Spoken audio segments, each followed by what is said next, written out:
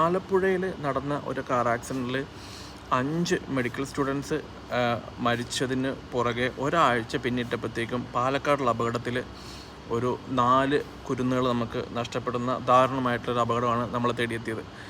ഒരാഴ്ച മുമ്പ് ഞാൻ അപ്ലോഡ് ചെയ്ത മറ്റൊരു വീഡിയോയിൽ ഞാൻ പറയണ്ടായി, നമ്മുടെ സ്കൂൾ കുട്ടികളെയൊക്കെ പിക്നിക് എന്ന രീതിയിൽ മാളുകളിലേക്കും ഉണ്ടല്ലോ റിസോർട്ടുകളിൽ സ്വിമ്മിംഗ് പൂളിൽ കളിക്കാനൊക്കെ വേണ്ടി കൊണ്ടുപോകുന്ന സമയത്ത് അത് കൂടാതെ കണ്ട് നമ്മുടെ ലോക്കൽ ഏജൻസീസിൽ ആയിട്ടുള്ള പോലീസ് സ്റ്റേഷനിലേക്കും ട്രാഫിക് ഡിപ്പാർട്ട്മെൻറ്റിലേക്കും ഹോസ്പിറ്റലിലേക്കൊക്കെ അവരെ കൊണ്ടുപോയി അവിടെ ഒരു ഇൻട്രാക്റ്റീവ് സെഷൻ നടത്തി അവർക്ക് കൂടുതൽ അവയർനെസ്, ഒരു ആക്റ്റീവ് ലേണിംഗ് എന്ന രീതിയിൽ അവയർനെസ് കൊടുക്കുന്നതിൻ്റെ ആവശ്യകതയെക്കുറിച്ചൊക്കെ ഞാൻ പറയണ്ടായി.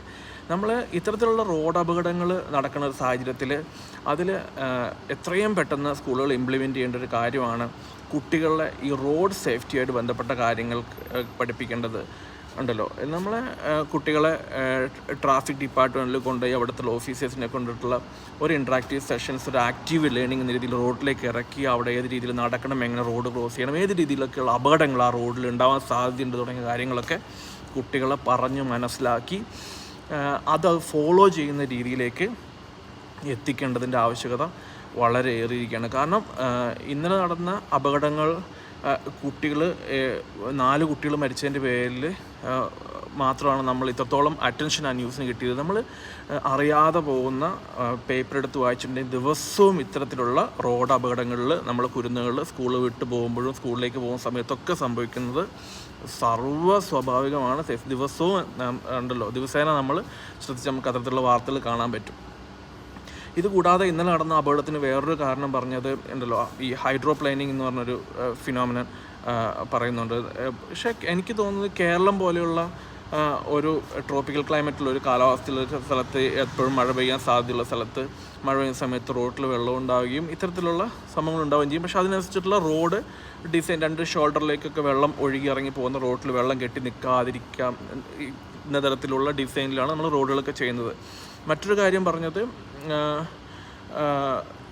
ഈ പറഞ്ഞ റോഡിൻ്റെ കേവ് അവിടെ വളവുണ്ടായിരുന്നു എന്നും ആ വളവിൽ ഉണ്ടല്ലോ ആ കൂടെ തന്നെ ഗ്ലോസി ആയിട്ടുള്ള റോഡായതുകൊണ്ട് ഉണ്ടായ അപകടമാണെന്ന രീതിയിലൊക്കെ പറയണ്ടായി. ഞാൻ എപ്പോഴും ശ്രദ്ധിക്കുന്ന കാര്യം, ഏത് അപകടം സംഭവിക്കുമ്പോഴും അവിടെയുള്ള ആ നാട്ടിലെ ആളുകൾ ന്യൂസിലും ന്യൂസ് മീഡിയയിലും ഒക്കെ അല്ലാതെയൊക്കെ പറയുന്നൊരു കാര്യമാണ്, ഇവിടെ ഏറ്റവും സ്ഥിരമായിട്ട് അപകടം സംഭവിക്കുന്ന സ്ഥലമാണ്, അല്ലെങ്കിൽ പല അപകടത്തിൽ പലരും മരിച്ചിട്ടുള്ള സ്ഥലമാണെന്നും അപകടം പല രീതിയിൽ റിപ്പോർട്ട് ചെയ്തിട്ടുള്ള രീതിയിൽ പല കാര്യങ്ങളൊക്കെ ആളുകൾ, ലോക്കൽ മനുഷ്യർ, ആ നാട്ടിൽ ജീവിക്കുന്ന മനുഷ്യർ പറയുന്നത് അപ്പോഴും നമ്മൾ കേൾക്കാറുണ്ട്, നിങ്ങളും കേട്ടിട്ടുണ്ടാവും. അപ്പോൾ നമ്മൾ ഈ റോഡ് ഉണ്ടല്ലോ, നാഷണൽ റോഡ് ട്രാൻസ്പോർട്ട് ഹൈവേസിൻ്റെ ഒക്കെ ഡിപ്പാർട്ട്മെൻറ്റിൻ്റെ ഒരു റീസെൻ്റ്ലി ഉണ്ടായിട്ടുള്ള ഒരു മൂവ്മെൻറ്റ് ഉണ്ടായിരുന്നു. നമ്മൾ സിറ്റിസണിനെ, നമ്മൾ സാധാരണ ജനങ്ങൾ ഇൻകോപ്പറേറ്റ് ചെയ്തുകൊണ്ടിട്ടുള്ള അവരുടെ എൻഗേജ്മെൻറ്റിലൂടെ റോഡിൻ്റെ സേഫ്റ്റി വർദ്ധിപ്പിക്കുന്ന രീതിയിലുള്ള ഒരു മൂവ്മെൻറ്റ് നമ്മുടെ ministry of highway and road transport കൊണ്ടുവന്നിട്ടുണ്ടായിരുന്നു. ഫേസ്ബുക്കിലൊക്കെ അതിനുള്ള പേജുകളൊക്കെ നിങ്ങൾ നോക്കിയാൽ കിട്ടും.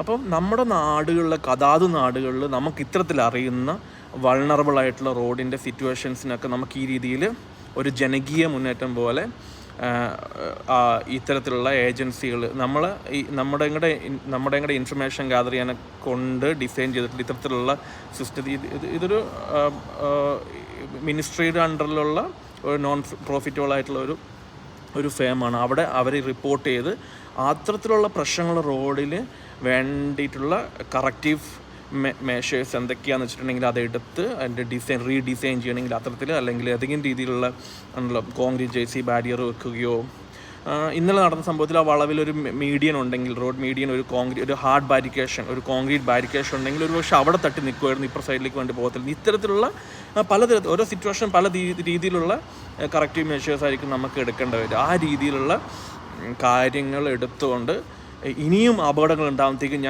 ഞങ്ങൾ പറഞ്ഞതാണ്, ഈ റോഡിൽ ഇതിനു മുമ്പ് ഇഷ്ടംപോലെ അപകടങ്ങൾ നടക്കുന്ന സ്ഥലമാണ്, ഇത് വൾണറബിളായിട്ടുള്ള സ്ഥലമാണ്, റോഡിൻ്റെ ഇവിടെ ഇത്തരത്തിലുള്ള അപകടങ്ങൾ നടക്കുന്ന രീതിയിലുള്ള വാർത്തകൾ വീണ്ടും നമ്മളിങ്ങനെ റിപ്പീറ്റ് ചെയ്ത് പറയാതെ കണ്ട് ഇതിന് വേണ്ടിയിട്ടുള്ള ഇതിനെ തിരുത്താൻ വേണ്ടിയിട്ടുള്ള, ഇതിന് ഇനിയും അപകടങ്ങൾ ഇത്തരത്തിലുള്ള സ്ഥലങ്ങളിൽ സംഭവിക്കാതിരിക്കാനുള്ള ഒരു മാറ്റം നമ്മൾ തന്നെ ഉണ്ടല്ലോ.